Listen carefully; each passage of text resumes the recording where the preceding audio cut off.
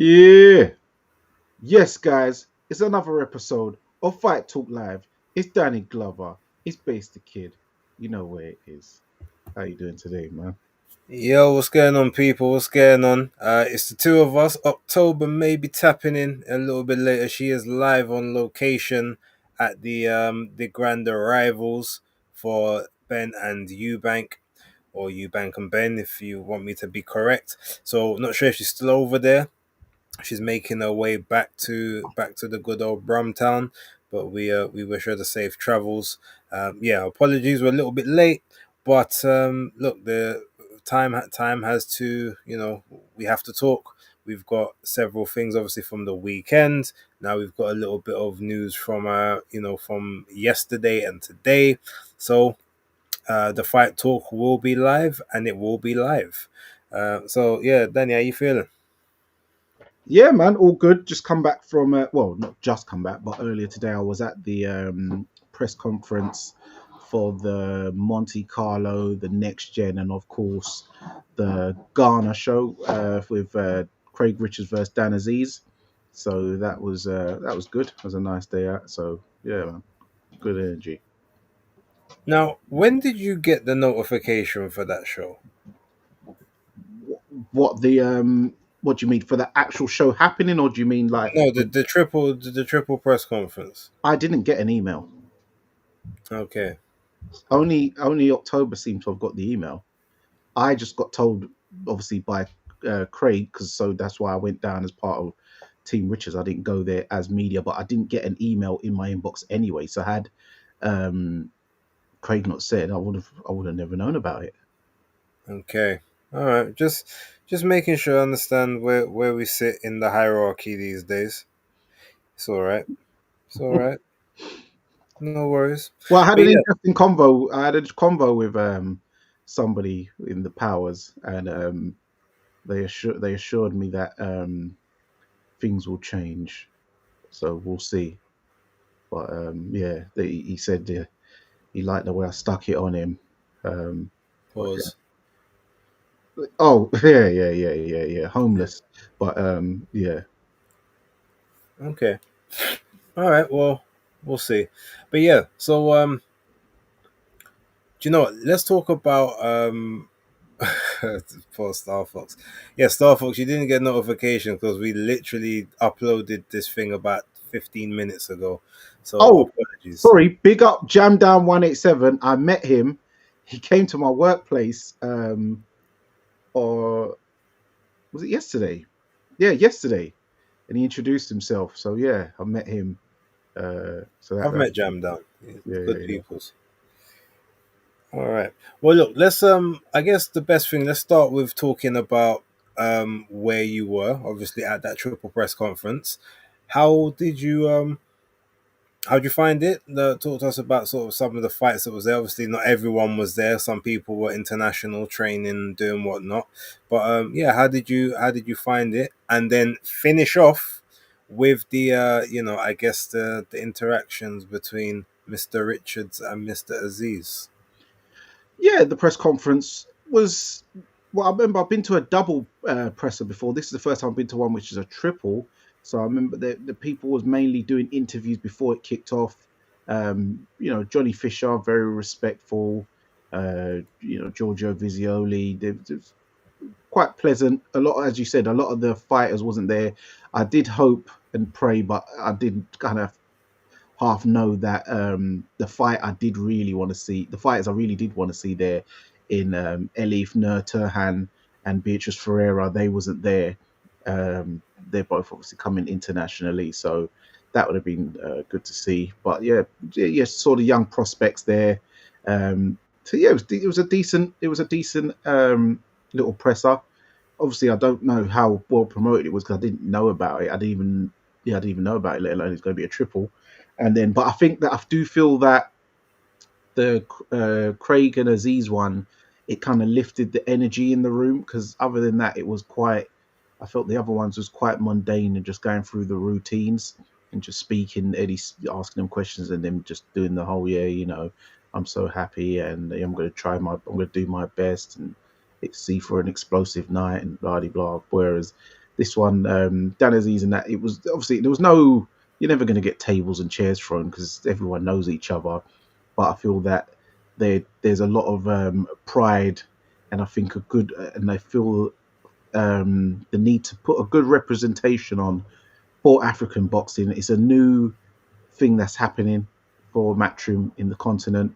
You've got 258 behind it, Legacy Rise, um, and so yeah, and Matchroom of course behind it. So it's gonna be an epic one, I do believe. So yeah, we had some the president John Mahama, his nephews was a part of it. You had the main guy of 258, one of the top guys, Ade, up there speaking. And I think it's very fitting. You've got Nigeria, Dan Aziz, Jamaica with Craig Richards, and they're fighting in the motherland in a neutral ground of Ghana. You know, very cultural. We've had historical, legendary world champions in Azuma Nelson, Ike Quartey, Joshua Clottey, even more recently, guys like Isaac Dogbo and Richard Comey of Ghana, who are Ghanaians as well, as world champions. So it's got a rich history of boxing, and I think they're looking for the next talent. And I think why not head to the African continent? They've gone to the Asian continent, Arab. Obviously, we know Europe's already there. The what to call it? The Oceania markets opened up with the Australian, New Zealand boxing, and we've seen a lot of Samoans coming through, putting in some good work as well. So yeah, Africa was the only next step way forward, I believe. Okay. And before I even ask my next question, Star Fox has put a very, very important question up here. Will we get a cousin versus cousin face off featuring Danny and Dapo? What are we saying? Well, I was hoping he was going to be there today. He wasn't there. Mac was there, who's like Dan's best friend. For those who don't know, he's the one anywhere you see Dan Aziz, you'll see him. He's got the gold tooth. Um, so yeah, but yeah, I'm up for doing that with Dapo in the motherland of Ghana. Um, and the loser can go in Elmina Castle because it's the point of no return then. Hmm. And Jam Down says it's the Plantin versus Tane battle. So Craig has he has to win for the tin, as Jam Down is saying here. Well, yeah, Craig's gonna do the thing. It's gonna be tin. It's gonna be rice and peas. So yeah, we got this. Jam Down says tin must win. They say must win. So put some stank on it. All right. Well, look. All right. So I've got a question for you with regards to that card now. Do you think? Actually, I'm trying to figure out the best way to kind of phrase this. All right. So when you kind of look at the scenario and how everything's kind of come together, what other alternatives or what other options were there that both guys had, or do you believe that it was always kind of just going to be a collision course to each other, like there was no other options apart from that? Um, as of now, I believe the only option viable um, of a man who's willing to take the fight was Dan Aziz because Craig had offered out multiple people, and they opted to go left and right and things like that. Um, I've made no bones in the past. I've mentioned names, guys like Lyndon Arthur. I've even gone up to Lyndon and asked him when we were having that fight. He said he had a back injury. Weeks later, he then signed up to fight Anthony Yard for the third time. Um, then tried to get it again. Then he's fought Brad Raya. Well done to him. He's got the European title. He's a former IBO champion, Commonwealth champion. So accolades wise, what can you say if he then has a rebuttal? But he has gone around the houses with it. Other fighters we've tried to get to no fruition. So Dan Aziz got called up, and he was up for it, and he took fight. I don't know Dan's options, so I can't speak on that behalf. But we all, I think, deep down, myself, yourself, and most people locally knew that one day these guys would have to dance. I think they both knew deep down they'd have to dance. They have sparred many rounds together back in the day, so they know each other very well inside the ring and outside the ropes and stuff. So yeah, I think I think as of now, remember a lot of light heavyweights have got booked up. We saw how many light heavyweights on the card just a couple of weeks ago. Every week there's light heavyweights being matched up and fighting. Even we just saw an announcement with the Magnificent Seven. We've got another interesting light heavyweight matchup on there. So for now, when you're talking about options, Craig and Dan, I think they was the right people to come together, and the winner elevates on. I think that, a pathway. The winner can try and hope to get the winner of Connor Wallace versus the German guy. What's his name again?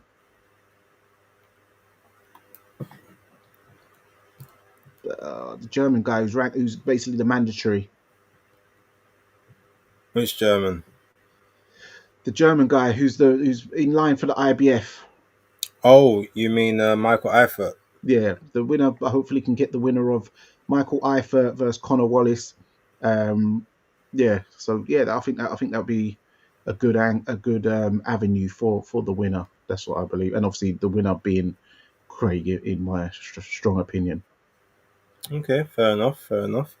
So, and when do you guys go out there to when do you lot go out there for I don't know, for the press, not the press conference, sorry, for like fight week and all that? Are you going out on the week? Going out the week before, a couple of weeks before that? What's happening? No, on the fight week, I believe Craig will be going out a couple of days before me.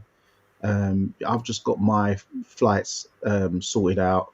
I've got that through today, so I'll be going out on fight week on the. I'll be there on the Tuesday. I think Craig will be going out a few days before me, but yeah, and I know that John Ryder's got some fighters on that week or something, so he won't be out there for this one. But obviously Tony will be there. I'll be there, and Selks. So yeah, and we've got the Nigeria card the day On the before. Friday. Yeah, the day before. So yeah, And you got the Indigo 2 card, which obviously John Ryder will be out on the Wednesday on the 17th. yes. So it's a pretty full weekend. Well, week I should say. But okay, so of the other fights or the other cards that were being spoken about at the press conference, anything else kind of take your fancy? Um. Well, but some fighters. It was good to see the undercard. Certain fighters like Sadama Amma.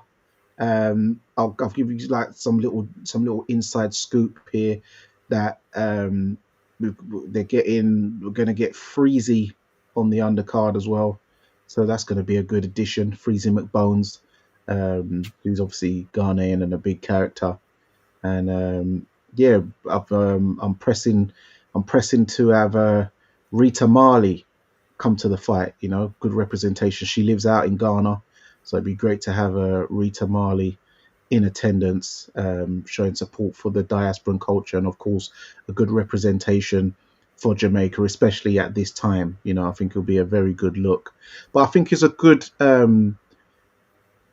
think it's a good thing that we're all collaborating. Pan Africanism, globally, us diasporans are, uniting and doing good business, and conducting ourselves very professionally and in a demure way. So I'm very happy for both gentlemen and everyone involved.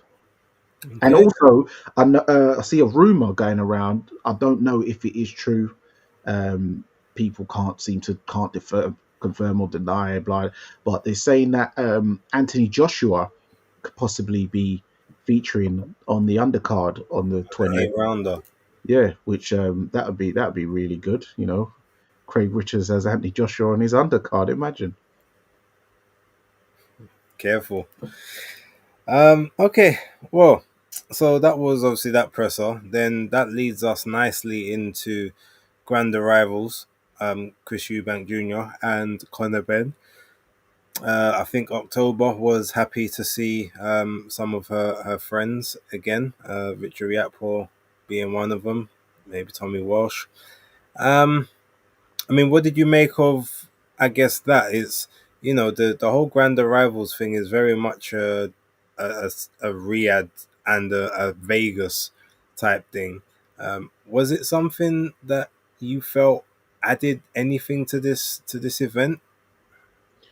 Um, no, I think so because I think for this week, I think it was needed to start getting the crowds blood pulses, pumping a bit because it wasn't it. It's been a bit quiet as of say yesterday, wasn't it? No one was really talking about it Sunday or Monday, so I think it was a good lead into this week to get it really kick-started. We've seen clips of Chris Eubank Jr. announcing he's going to, be a father, and his dad really happy, Rastafari and stuff, and he's having twins.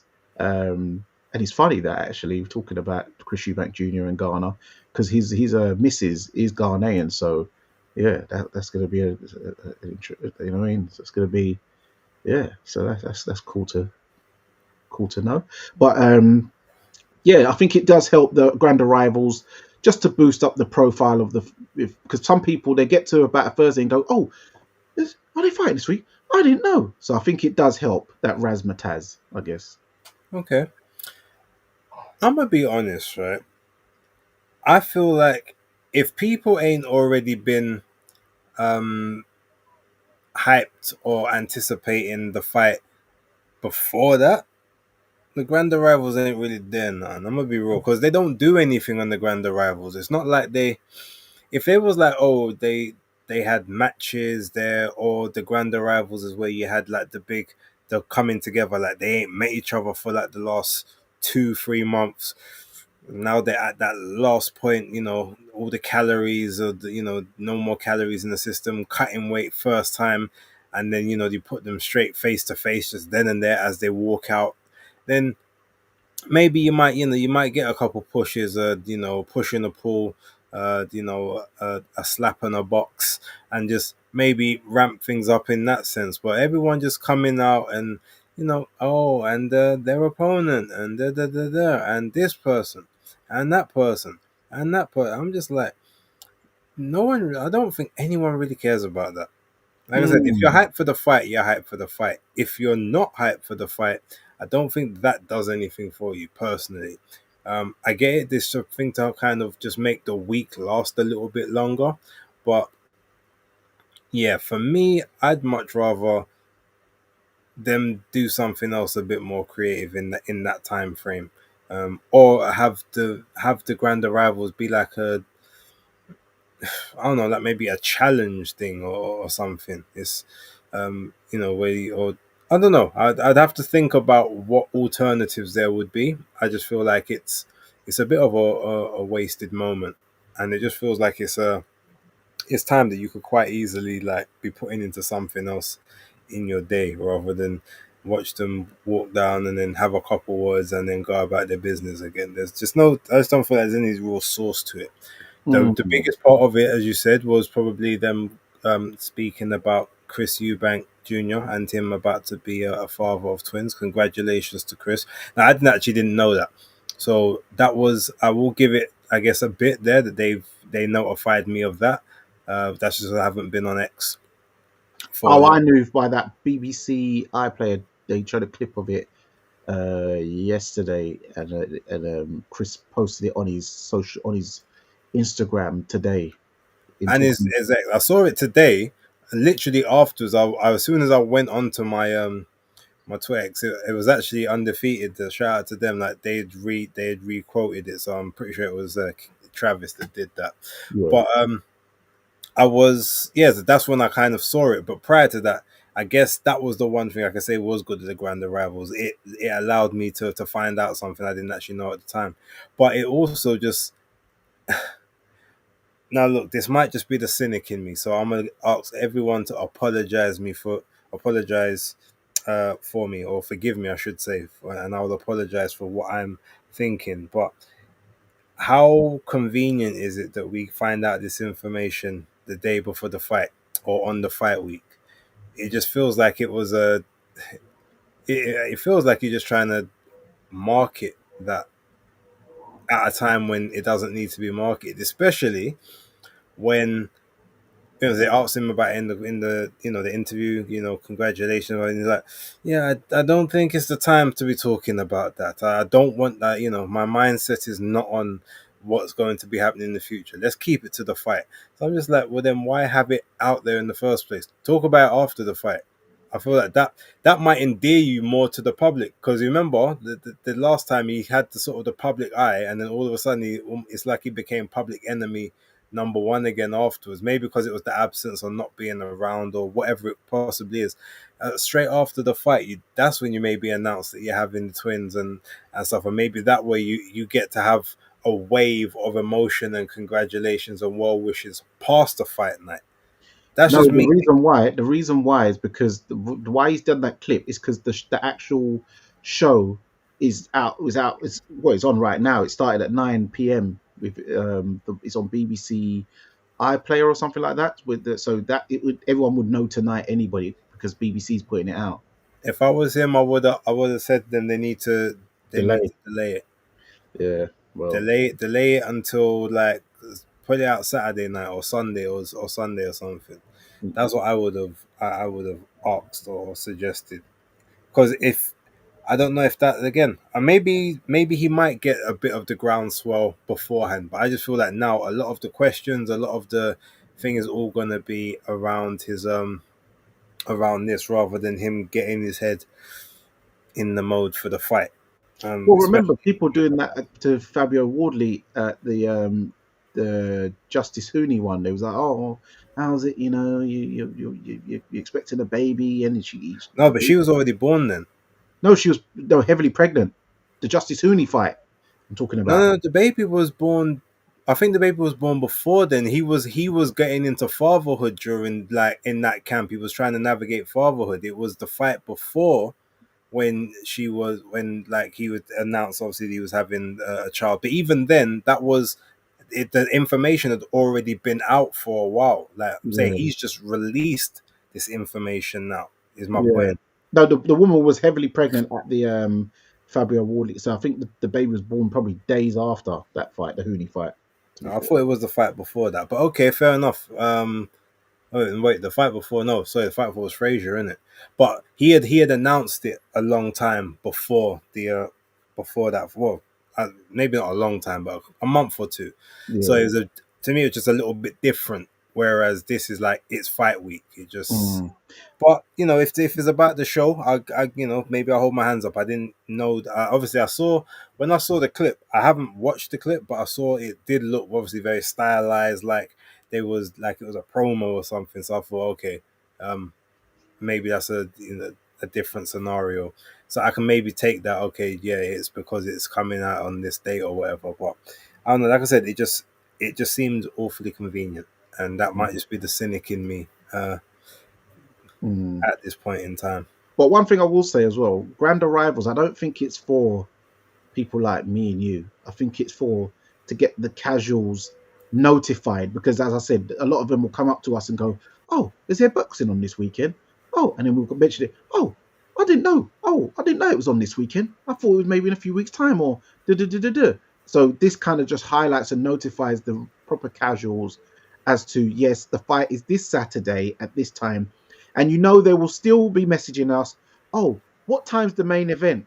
It gets so jarring. It's like, come on, you know what time the main event is by now, surely. But they still message you, what time's the main event? Or ring me when they're about to walk out. Do you think I've got time to think about you?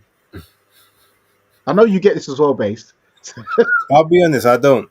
Oh, you're I lucky then. actually don't. Oh, you're lucky then. Whereas Yeah, me, I think my probably. people know better than that. Oh, well, yeah, my lot don't. Although to be fair, we are in some of the same groups, and there are people that have very similar. Oh, anyone got a place I can watch it? Yeah, Even got a link.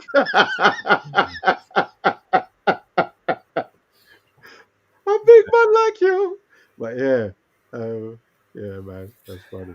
well, no, look, okay, so one thing though, with this Grand Arrivals, what did you think of? I guess both guys,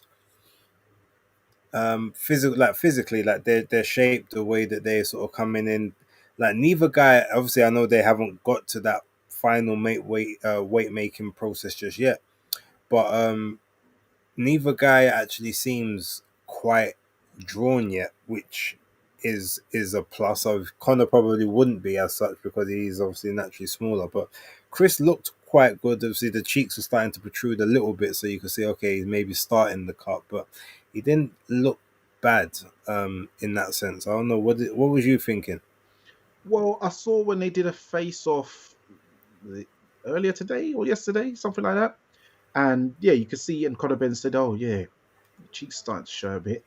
He's like, "Yeah, we're doing things little bit different this time." He's like, "Yeah, I just want something in me. I just want you to miss by just a pound. Yeah, I'll have another Rolls Royce." And he goes, "No, no, no, you're only getting one of those. Yeah. Only one." So I think he's being a bit more cautious with the weight, so taking it down earlier from now. Plus, that way he can really rehydrate rather than just do a mad crash at the end, and then it's actually harder to put weight on when you hold it for a while and then you allow yourself your diaphragm and stuff like that to expand properly by rehydrating. You get to look you get to what you call it, put on weight a lot more. Conor Ben, I know he is bulking up because I remember at the start of his camp he was like a 152, and so he was like, "Yeah, time to eat some bricks" and all that type of stuff. I remember seeing it on Snapchat. Um, so yeah, he's actually bulking up, so he's never going to really look drawn. But yeah, he come in looking like John Travolta in that outfit today, though. So interesting choice of he was ready for London Fashion Week. On the undercard, were there anyone? Does anyone stand out that or stood out to you that oh okay, I definitely want to watch your fight. Maybe I wasn't that interested in it before, but based on just the energy that you're coming with, I'm interested now. Um, well, there's two fights I'm interested in watching because I think stylistically wise and matchup wise, I think is a good fight. Is Sam Gilly versus Ishmael Davis. I think that's going to be a good fight. I predict. Um, and then also, I'm looking forward to seeing the engine Ekal Essuman versus Jack Catterall. I know Jack Catterall gets a lot of stick, but I think style wise, because Ekal brings the heat so much, Jack will be forced to actually be in an exciting, engaging fight one way or another. He's either gonna, put up or shut up shop. So I like this fight, and I liked the some of the pictures. I don't know if you saw the thing where they made them draw little characters or something of the opponent. That was quite funny when I saw. I'll send you it afterwards. There's some Okay. interesting photos they did of each other, but yeah, that was so I'm looking forward to that fight as well. What about I got yourself? the fight that I'm actually most looking forward to is Adam Azim and Kurt Scooby because I've seen a lot of Scooby. I watched the OTX cards that he's made a name for himself on.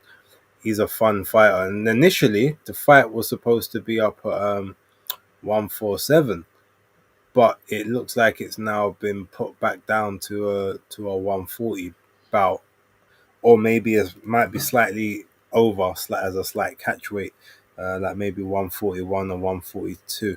But that's a fight I'm really sort of looking forward to. I mean, look, Gilly and Davis, I think will be a good fight. Um, I'm expecting action in that one. Um, and if Ishmael Davis can stop with the stupid switching every second for no reason, should have a lot of success in that fight. Um, but that might just be it could be a nervous thing. It could be something that's just so hardwired into him now he can't help himself. Um, I, Funnily enough, the fight that I'm least interested in of the bigger fights, because obviously they got little undercard fights in there, like the little prelims and whatnot. But Mm. the fight I'm least interested in is Welsh and Riakporhe. But for some reason, I feel that that fight is just going to give me something to remember. Yes, like on paper, because the names and Rich has been at world level, world title shot, and Welsh hasn't really uh, fought anyone, too much of note. A lot of people are not really feeling the fight. I know October's not happy with the fight. She's me and her have had our back and forth. She, even today when we was having lunch with Regan. So big up Regan, Regan the Slayer. Man, that She, Slaymaker. yeah, Slaymaker. So yeah, she was voicing it again, and he said that he actually thinks it's a good fight. So and that was no prompting from me, and that's when we got into that section. But yeah, I just think that this is going to be a better fight than people uh, are maybe feeling it's going to be. Remember, Richard, Tommy's coming from good stock, good pedigree. And I think that he ain't going to go over just because he takes one right hand from Richard. So I think this will be actually one of those, what do they call it? A sleeper on the card. Okay. So, Okay. but what? By the way, I wanted to know. Yeah. So, what is this Scooby guy like? Because I've never actually seen him fight. And how do you Um, think he's going to fare against Adam Zine? he's got a lot more power than Adam. Um, and I think he campaigned or usually campaigns slightly heavier. Um, he's not the best mover, but he always finds himself in good positions, if that makes sense. Yeah. Like he can get to the target. He can close the distance quicker than you'd think he would, even though he's not like the fastest. He's got good combinations. He's got quite good timing. Um, but he can be a bit lazy with the defense, especially if he's actually in attack mode and he's actually phasing an attack. There are opportunities to counter, and where Adam Azim will likely have the speed, um, that will probably be that will definitely be something that he can take advantage of. But um, this is I think this fight's probably more of a dangerous fight for him than the Abdullarius fight because yeah, this guy Scooby is naturally bigger, much more aggressive, and Abdullayev will just try and kind of box with you. He'll try and jab for jab, maybe throw a right hand, to sort of set something else up. Where Scooby he'll get on the inside. He'll be gritty. He'll be rough and rugged. And I don't know if Azim's got sort of got that. Has got the same kind of he's got the speed, he's got toughness, but maybe he doesn't have the nastiness that he might need for this fight, in my opinion. Mm, okay. Fair enough. So yeah, I'm looking forward to that one. Looking forward to that one quite a bit. Um, all right, well look, that's the start of the fight week. So um, let's talk about obviously on the weekend, Virgil Ortiz. Masterful 2 round job on Erickson Lubin. Now, admittedly, I got it wrong in the sense that I thought the fight would go points. Yeah, Ortiz said I ain't getting paid for no overtime. I want a cheeseburger. Like let's just get this over with. And then Lubin, I don't know if he was looking intimidated or scared or timid, but he did not show up. Well, to be fair, he started the first round okay, but then he must have got hit with something that just said to his brain, we don't like that. Like we can't take that again. And yeah, from there it was just sitting on the ropes, trying to. I don't know if he was trying to pot shot, pick shots out of the side, or hoping maybe that Virgil might, sort of, I guess, drain the battery a bit sooner than normal. But a man like Lubin, unfortunately, just doesn't have the punch resistance for that. And part of that, I think, could be he's been at 154 too long. Maybe after that first Charlo defeat, maybe he should have moved up to 160 from then. Um, but yeah, I mean, look, it's a good win for Virgil Ortiz. Um, we'll talk about the afterwards shenanigans afterwards. But yeah, it was a good win for him. Two rounds, solid work, no damage. So there's no reason for you to not be back out in another 3.5, 4 months maximum, in my opinion. But yeah, what was your thoughts? Yeah, well, first, some of the things I will mention that you had Virgil Ortiz in the changing room. Errol Spence went in there to wish him luck and stuff like that. And the first round, nothing was really going on of note. But then in the second round, Ortiz he landed a left hook through the guard of Erickson Lubin. Lubin tried like fired back, but then he decided to high guard on the rope and try and do. Yeah, you was yeah, but a lot of people wasn't sure what he was trying to do. I think he was trying to rope a dope, but I don't think his defensive skills, slipping and sliding, was up to scratch. Um, and that's what landed him in huge trouble because whilst he was trying to do this kind of rope a dope thing, Ortiz hit him with the triple G shot over like the hook over the top, and then slammed in two more GGG shots, and then pulled the old Lomachenko move, pulled the glove down, and then slammed in, whipped in a right hook in there, which dazed him. And then he followed up with two left hooks, and yeah, Lubin was out on his feet, and but it was it looked like the lights were on, but no one's home, and the ref jumped in at the right time because he was gone, he was proper gone. To where even Robert Garcia had to get a stall for him at the end. So yeah, and it was all she wrote. Yeah, that's definitely one that we're not calling a premature stoppage. That was most definitely stopped at just the right time. Yeah. Um, And even because Boots was impressed. I see him smiling as soon as they pan straight to him, and he's there smiling, and he rated it. yeah, I mean, I respect him and obviously Eddie for going over there, but it almost feels like it was wasted airfare because I didn't obviously sell this to you guys. Well, actually, I haven't said it to you guys in the group. I don't think, but I've made mention on numerous occasions, especially on videos, so people can fact check everything I'm saying here. Like Oscar De La Hoya does not make fights that people want to see. He puts on good fights at times, like fights where you're like, oh, okay, I wasn't really expecting that, but kind of cool. But he doesn't like working with other promoters, especially Eddie Hearn, for whatever reason that is. Maybe it's just the rivalry on the zone, or but anytime that someone talks about a fight is always, oh look, yes, I was a fighter, and I praise all my life on the best fighting the best, and oh, we want to see the fights, we want to see the big fights, but then he never actually puts on the big fights. um it's very, very rare, and the only time he actually does put on the big fights is number one, if he owns both guys. Number two, he sees it as like a passing of the torch kind of scenario. Or number three, he's basically it's a Canelo situation. Because he'll put his guys in there against Canelo because it's always going to be a massive payday and he gets his cut and percentage out of it. If he's got both of the people, well, he knows, okay, well, I'll keep it. I'll give you the I can sort of wiggle the scenario to suit me and how I want it to be with whoever wins.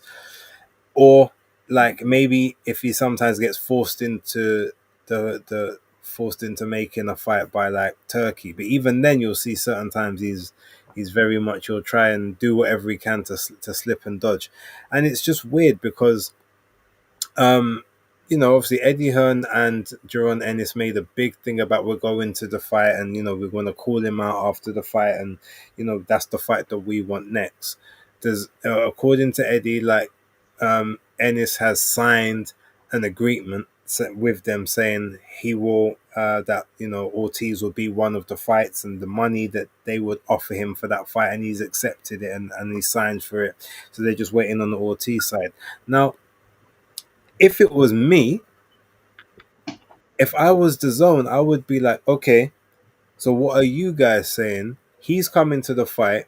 Like, have we got a rough deal in place? Like, what do we need to get this over the line? Because this is what we kind of need to happen next.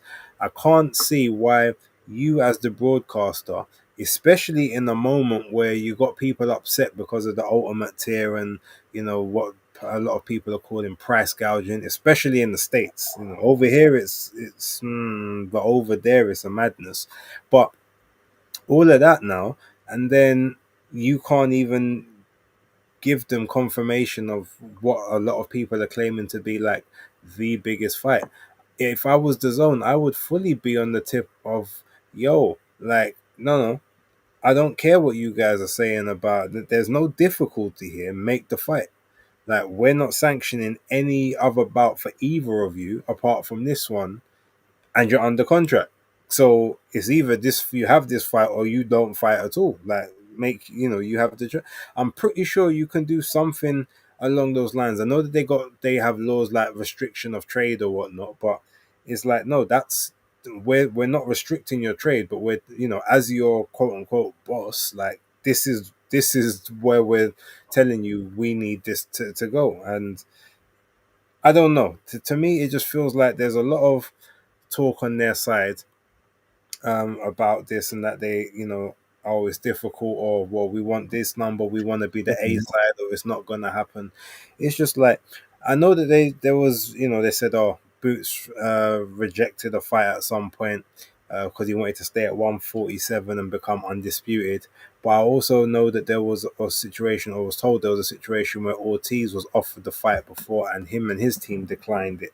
So it's like, both guys could be as bad as each other in that sense, but at the end of the day, trying to skirt around each other is not going to get you the money that you guys are after. Like, at the minute, this is the fight to make, and the only way it could possibly be bigger is if you're both fighting the other champions in the division to get all their belts, so that you can then make an undisputed fight between the two of you, possibly two fighters with undefeated records at the same time as well.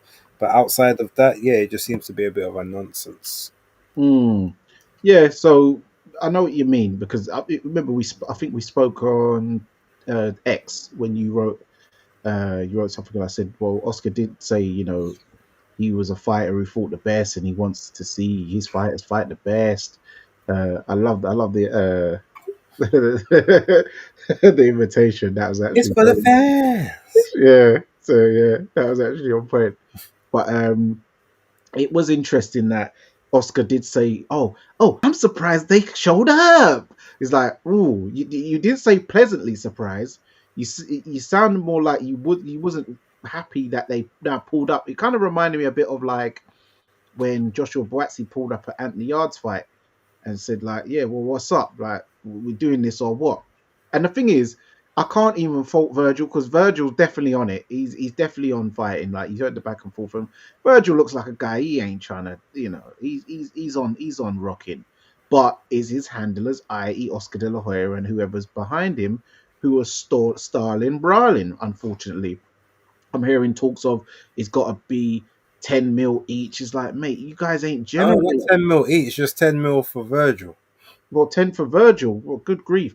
It's like, you're not, if what you're going to do, put it on pay per view. How many pay per views can you sell with Virgil? You haven't, has he proven to be a pay per view star, let alone 10 mil worth of pay per view? This is serious bread we're talking about. Um, it's not that type of fight. It'd even be like a non-title fight, really. But like the IBO on the line, and then it's not like the proper version. But even so, they're not at that stage where they can command them kind of wages. With the 147 fight where he said about Virgil, I'll let him off on that one because I probably wouldn't have. I think he would have been handicapped down there because we know he end up in hospital just trying to make the weight. So I think it's even better that they have waited till they're both 154 guys anyway. So it's going to be none of this excuse type of stuff afterwards, at least. The only thing I'm glad that Boots Ennis pulled up on him. The only thing it is annoying that he kept saying during it. I don't think he's the greatest talker when it comes to back and forth trash talking. So when Ortiz is talking about, yeah, let's get this fight, Jaron kept doing that whole silly, yeah, let's make this money, make this money. It's like, stop talking about the money, talk about the fight, man. Like, you got to get into fight mode. Forget all the bling bling. Take your hoodie off, take the sunglasses off. Let's get serious, man. But I think that's probably why he gets his dad to do the talking. Some people just are not good talkers. But yeah, you have to say that Ortiz's win over Lubin does outshine the Jaron win over Lima, because if you put Lubin versus Lima, I would predict Lubin to win that fight. So he's got the win of the two. So yeah, man, it's just Oscar's just got to get his act together and stop holding Ortiz back, because it's a fight I definitely want to see. I hear it. I hear it. Okay. Any I don't know if how much of the card you watched, if any of it. Was there anything on the undercard that maybe you saw? Okay, yeah, it's a cool one. I like that. Let me keep an eye on this person. Yeah, a few actually. Remember last week we got I got a bit confused with the names, but I did actually get to check out this Amari Jones, who was on the card, 15-0, 13 knockouts, middleweight, born in Oakland, lives in Las Vegas now, 23 years old, who's trained by Virgil Hunter. Hey. And he fought Shady Gamor, who's from Sweden. There was a couple of Swedes on the card actually, but he lives in Pensacola, Florida, and he's trained by Roy Jones. So it was Virgil Hunter versus Roy Jones, corner wise. What's his name? So Amari, he chopped a right over the top to drop Gamor in the second round. When Gamor got up, he chopped in another right hand and then landed a left hook and a right hook to the body simultaneously. As Shady tried to throw a shot, Jones hit him with a right hook at an awkward. There was in an awkward position where he kind of hit him. It was weird. He was facing that way, and he hit him with an arching like hook. And then Shady went down, and then the fight was waved off, and that was the aftermath, and the ref waved it off straight away. So that was a good win by Amari Jones. And I can see now, because the way he's fighting, he's tall for the weight, slim. But you see, I can see that thing now where Joshua Buatsi keeps trying to chop these shots in. That's a Virgil Hunter thing, but I don't think it suits Buatsi. But this guy, obviously, he's probably trained with Virgil longer, or it probably just suits his style more. So it worked. It definitely worked. So he's the one to watch. I watched the cruiserweight fight of Robin Safari versus Visatra from Sweden.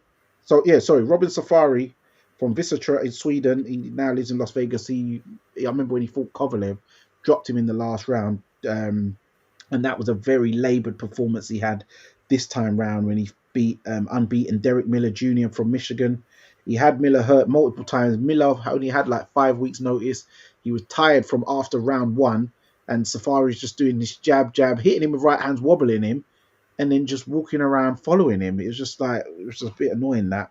They were talking about he's meant to get a shot at Zerdo next possibly, and then even the commentators was like, Zerdo's not going to bother fighting him because he's not really shown anything that really warrants him getting a shot at him.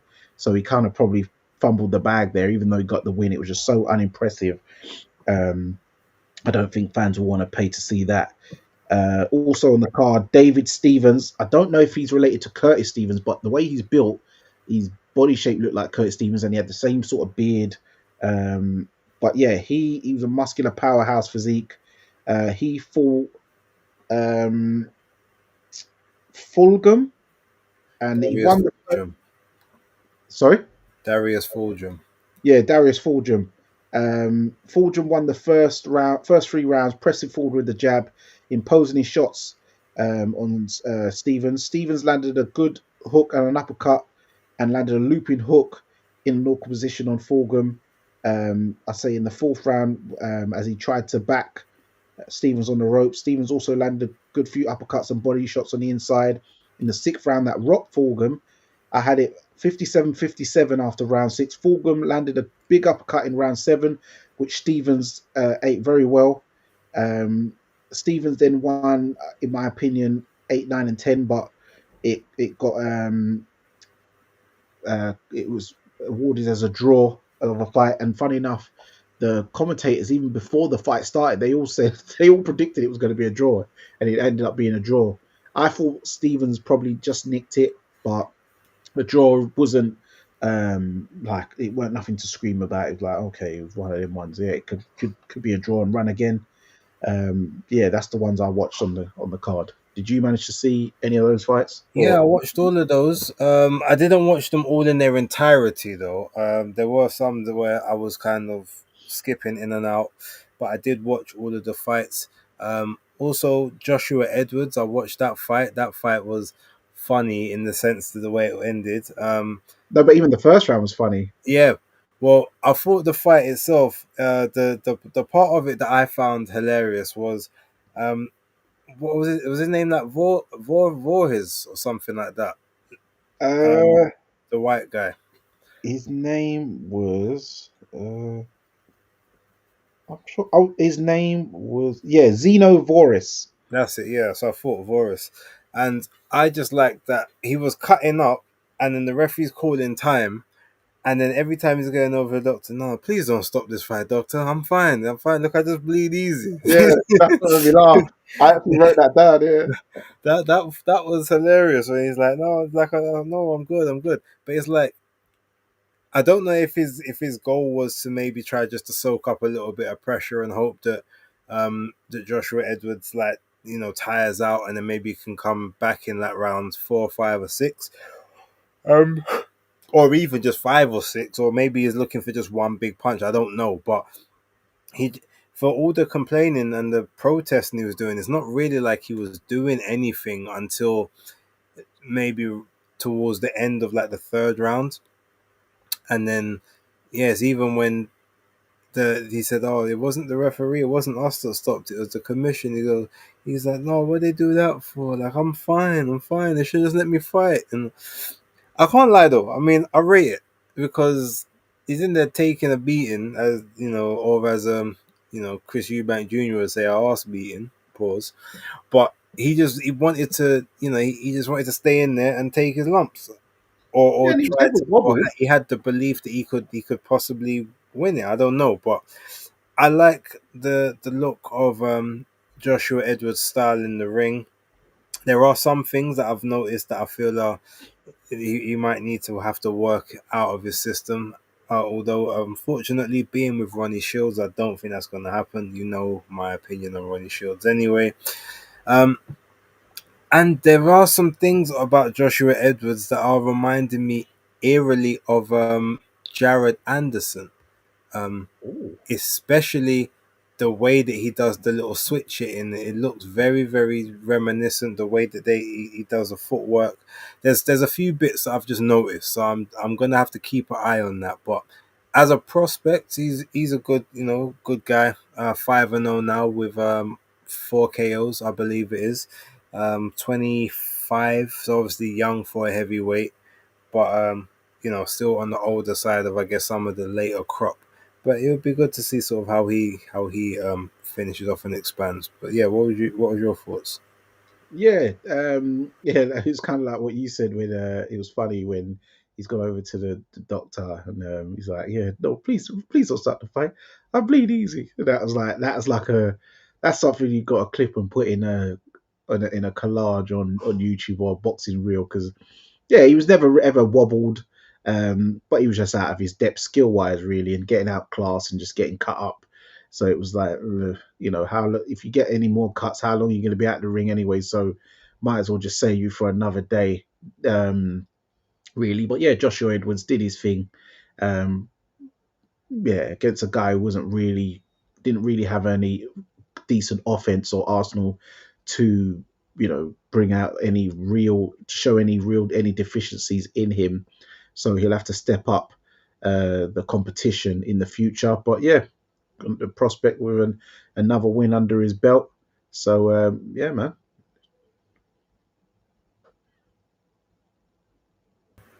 Yeah. So look, just before we wrap up, I do want to give a very small shout out not small because it's insignificant, but just because I haven't actually watched the entire thing yet. I saw the highlights, but I do want to go back and watch the GBM, the heist show, like their prize fighter ultimate boxer style show that they did on the Zone. From the highlights, it looked extremely entertaining. I saw some mad knockdowns in those 3 round clashes. So I wanna sort of check that. And big shout out and a big credit to Azzy Azif, who obviously is GBM. He's a small hall promoter, but with I guess a big hall feel. That's how I kind of want to put it. There's no marquee names on his roster, unless maybe Huey Fury might have called one or something in the past. But he's got from every. I don't watch their fight cards religiously, but every time I have watched the GBM show, I've never actually seen a badly contested fight or like a one way mismatch or just something that doesn't click. They always do seem to put on very good, solid, credible fights, even if it's with like unknown opponents that we're not aware of. So I just want to give that shout out to Izzy Azif, and bringing back that format and the 25 grand bonus, the win bonus if you win. Um, yeah, all in all, from what I saw, it looked good. So I just want to big up them guys, and obviously shout out to them for always, even though I've not gone to any of their events yet because they're always in like the north side of England, but they're always um, sending me correspondence to sort of come to the presses and come to the fight nights and stuff. And one day I definitely will take them up on their answer when I can get an opportunity to do so. But yeah, I definitely just want to big them up and big up that show. Yeah, I was gonna do the same. Yeah, this one was in Hull, so that's like a real remote part of the northeast of England. I've been to one GBM sports show, which was actually in York Hall. So, and yes, it does have a big hall feel because the way he had done the lights and stuff around, he had the walkway and stuff. So he really does do put the budget in when it comes to jazzing up the decor for the arenas. But and also shout out to James Osborne, the winner of that tournament. He's now 13-1, 3 KOs. But he showed good power in there. He won the first fight against Harris Khan. Probably had the most dullest one out of the quarterfinals because everyone else was getting blasted out, vicious. Then he had Jermaine Brown in the semis, where there was a double knockdown in there, even though he was the only one who got counted.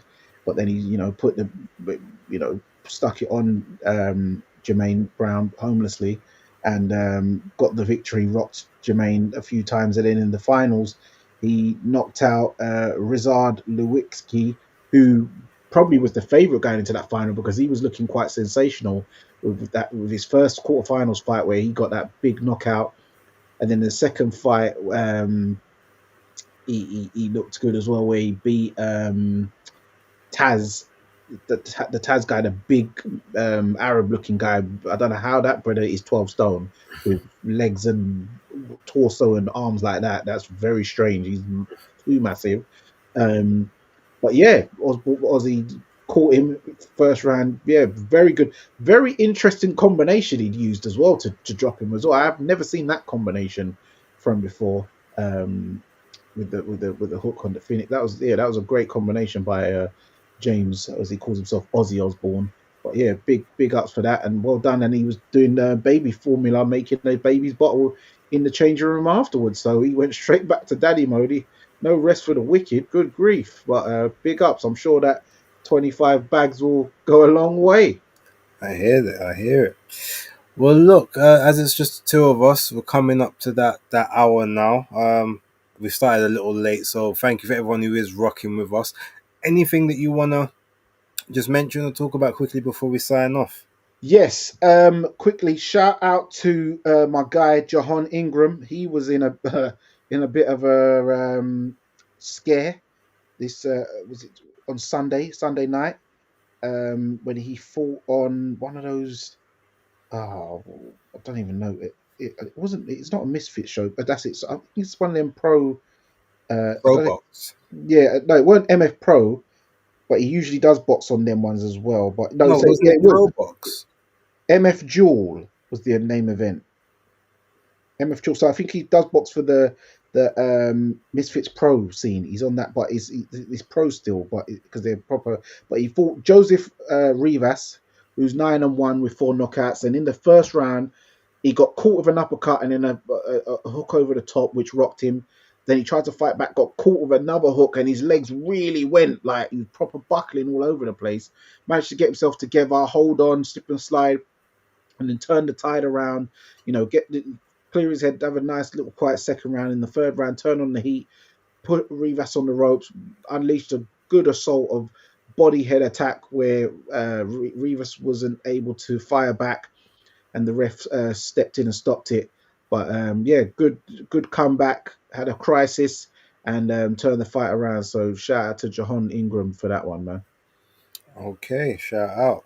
Oh, actually, before we there was something I meant to say earlier which I forgot in the moment, but I wanted you know the guy who was on stage for the Richards and Aziz presser. I think his name was Theo. Yes.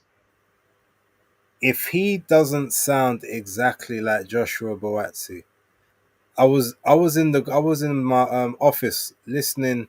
Obviously, I had the headphones in, and obviously he said, "Yeah, name's Theo," and I'm like, I had to turn around, like, hold on a minute, is Joshua? Is he doing ventriloquist? Like, because he sounded exactly like him, exact same cadence, speech pattern. Everything was exactly the same. So, and I was looking at him in his face, like, and he looked a little bit like him as well. I don't know if like maybe a cousin or the relative or something, but and I'm like, but hold on, I. It almost gave me that feeling of, oh, so what are we gonna say that all Ghanaians sound the same? Which can't be true because man like Denzel Bentley don't sound nothing like them, but these two were the No. spitting, like yeah, it was eerie how much alike they sounded, and I just wanted to kind of mention that before we sign out. Okay. Yeah. Yeah. Yeah.